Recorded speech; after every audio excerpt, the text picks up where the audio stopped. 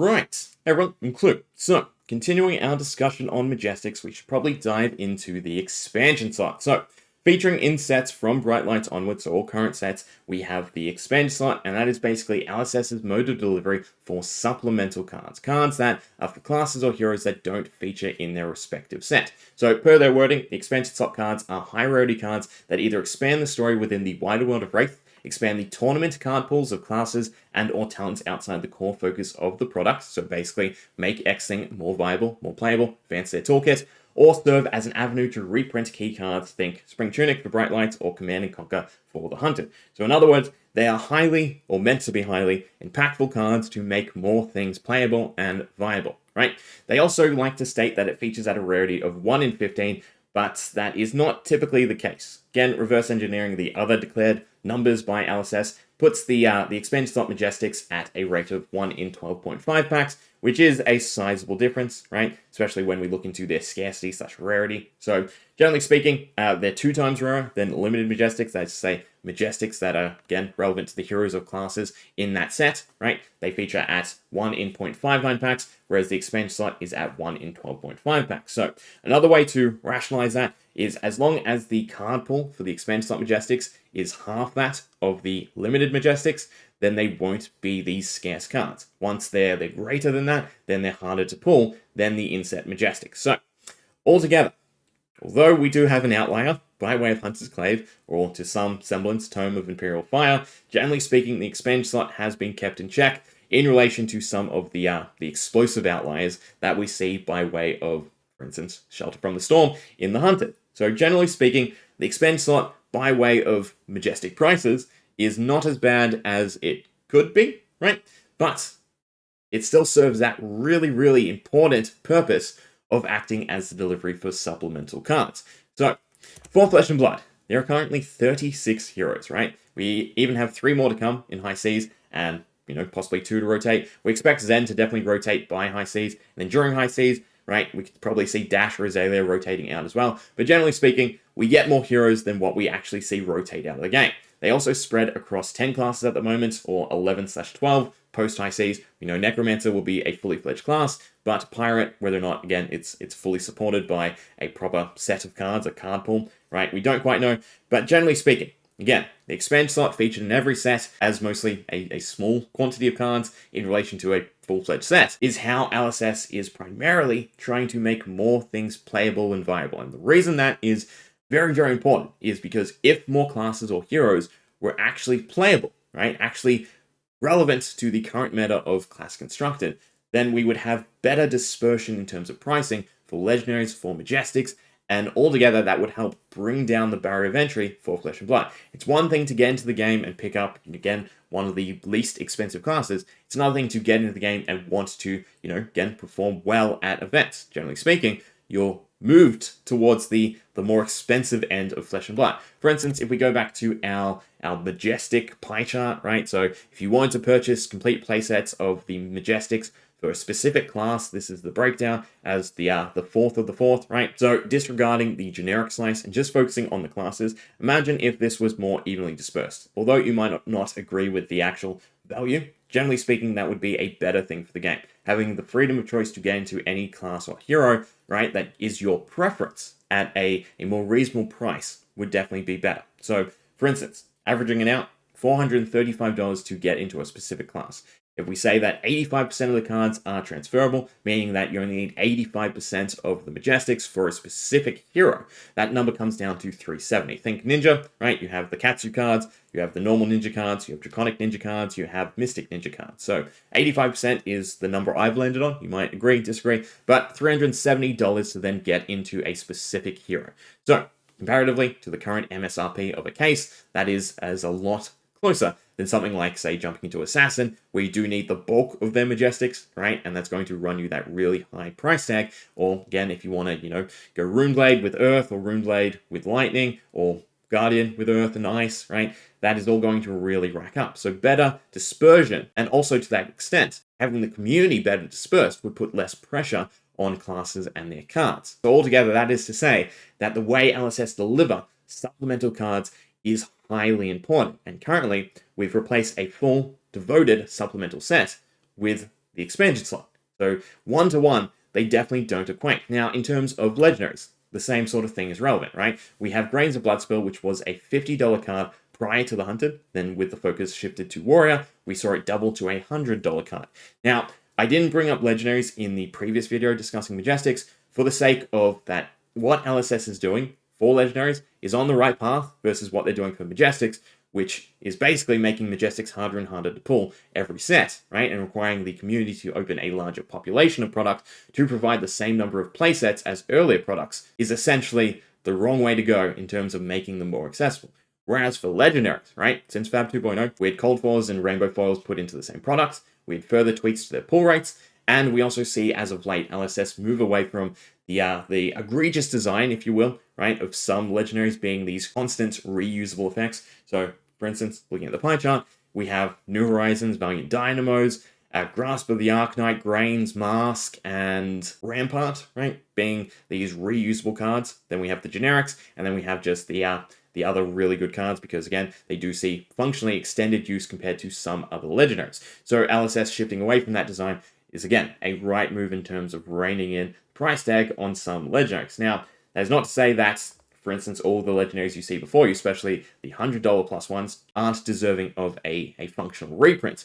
But again, if the value was better dispersed by making things more viable and playable, right, and we don't have that huge jump of now Warriors and Focus, so Grains goes from $50 to $100, then overall people would have a better time getting into the game and getting fully equipped to be as competitive as they want to be. So for average, $47 for a Legendary versus, again, the big split of New Horizon, for instance, being a $160 card, right? Of the Legendaries not shown, there's 50 that are sub $60, and the majority of them are sub $40 even, right? So again, it is very, very impactful how LSS delivers us our supplemental cards. Now, for comparison's sake, we can take our current sets, right, our expansion slot sets, and compare them to the previous. So these are all the sets post Fab 2.0. We have Uprising all the way to High Seas currently, right? Uprising Outsiders in yellow are our core or main sets. Then Dynasty and Dust Till Dawn were our supplemental sets. And then Bright Lights onwards in green are our sets featuring a expansion slot. So the big thing to compare here is the Majestics, right? Although set size wise, they're all relatively similar, right? Advancing just as the game advances, so to speak. Majestic-wise, there is quite the substantial difference. Uprising and Outsiders, 27 and 31 Majestics versus Dynasty having 51. So Dynasty as a supplemental set means that you not only get a equivalent amount of Majestics as you would normally see, but you also get that extra oomph to help, again, deliver us our supplemental cards all in one go, rather than through an extended release over the course of several sets, where the focus is shifted to specific heroes and classes, rather than trying to advance everyone and help disperse that value. In terms of rares, again, Dynasty, a significantly greater amount compared to Uprising and Outsiders. Now, Commons does drop back, but generally speaking, because a supplemental set wasn't draftable or playable, you can also say that a large number of the Commons aren't necessary, right? So getting impactful Commons, impactful rares, and more Majestics in a supplemental set all in one delivery was definitely better, in my opinion, than the expansion slot. So, although the expansion slot does make up for the missing Majestics, it does still, again, continue to miss out on the rares and the impactful commons to advance certain heroes and classes. Now, in terms of Majestics, so Bright Light, for instance, had 46 Majestics overall, so less than Dynasty or Dust Till Dawn, but again, split between Limited and Expansion. We had 34 inset Majestics and 12 expansion slot Majestics. So again, going back to that ratio, right? We want them to be under half. So 12 to 34 means that the expansion slot Majestics of Bright Lights, you'd cycle through them by the time you cycle through the Limited Majestics, which is what we want to see. In contrast, for instance, the Hunted, you would get through all of your inset Majestics by the time you cycle through all of your expansion slot Majestics, which is definitely a bit troublesome and a bit of added pressure onto Hunter's Clave. Now, overall, what that comparison means is the expansion slot isn't quite comparable to a supplemental set. So Dynasty compared to, say, Outsiders, we got an extra 7 cards overall, right? Extra 20 Majestics, an extra 30 rares, and although we get less commons and tokens, that is highly more impactful, right? 50 extra cards to expand upon a given class or hero to try and make everything a bit more playable, versus the expansion slot, where Heavy Hitters, Mistveil, and Rosetta, we got 10, 13, and 15 cards respectively, was 38 cards dispersed over a whole year, rather than all in one go through a set, and less overall than Dynasty. So even though they're all Majestics, higher rarity cards, I would still say that a supplemental set was more impactful.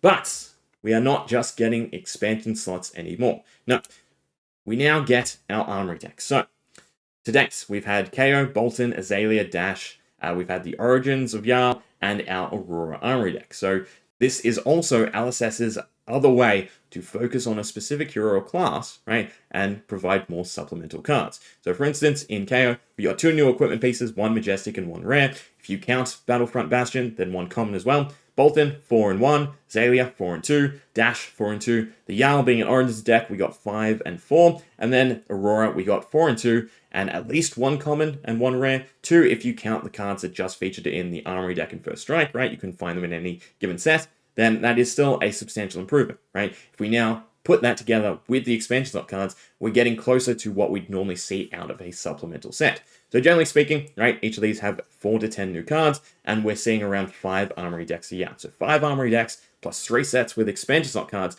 does put us a little bit closer to equating to a supplemental set. Now, again, the total delivery of cards is over a sustained period with highlighted focus on specific heroes and classes, rather than trying to advance everything, which is still relatively a problem when we go back to, again, dispersing the value of cards, dispersing the pressure of the community to, again, play more things, play different things, and ease up on the demand on certain cards. But at least in terms of quantity and quality, we're getting a lot similar to what we once got. Now, the other thing to then throw in is the upcoming Mastery Pack. So we are getting a Guardian Mastery Pack, 140 cards, which are majorly brand new and mostly around the Guardian class. It will feature Crack Shuffle play, which is a big thing, right? Again, the supplemental sets were basically a non-season, right? They didn't do anything for the community in terms of going to LGS and playing. For LSS, the product had to stand on its own merit rather than what else you could do with it. So featuring Crack Shuffle play in a supplemental product like the Mastery Pack is definitely an improvement, but again, it does have that narrow focus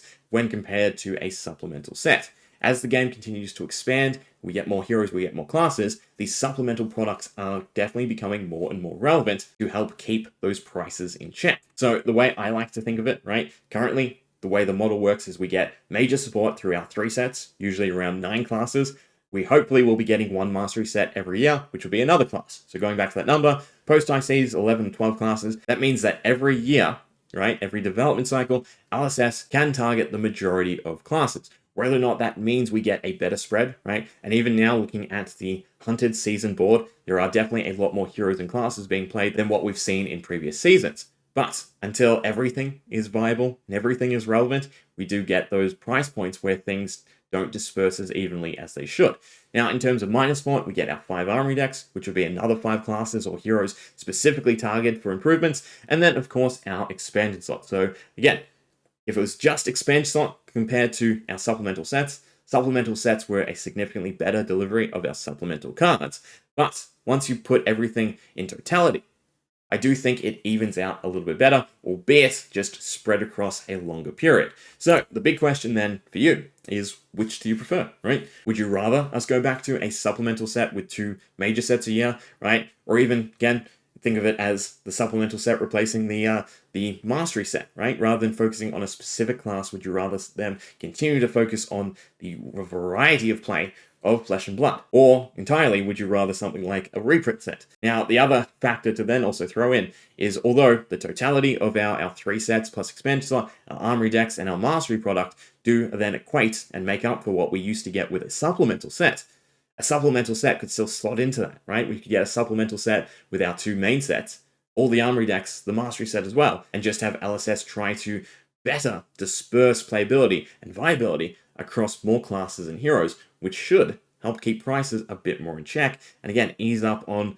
the extreme prices acting as a barrier of entry for new players to get into the game, right? Again, it's one thing to get into the game because you want to play a specific hero. It's another thing to get into the game because you want to play something meta-relevant, right? They could have a similar price tag, or if you want someone cheap, right, there's ways to go about it. But generally speaking, the main crux of the game is to come and play mostly Classic Constructed, and the price associated to Classic Constructed is definitely kind of getting out of hand. And it's where these other products, these other modes of delivery for supplemental cards becomes a lot more relevant. Again, if every hero, if every class was relevant to the meta and playable, everything would be a lot more easily dispersed, and would even bring the prices down because there'd be less demand on specific things. Anyway, Let me know your thoughts. Hope you enjoyed. See ya.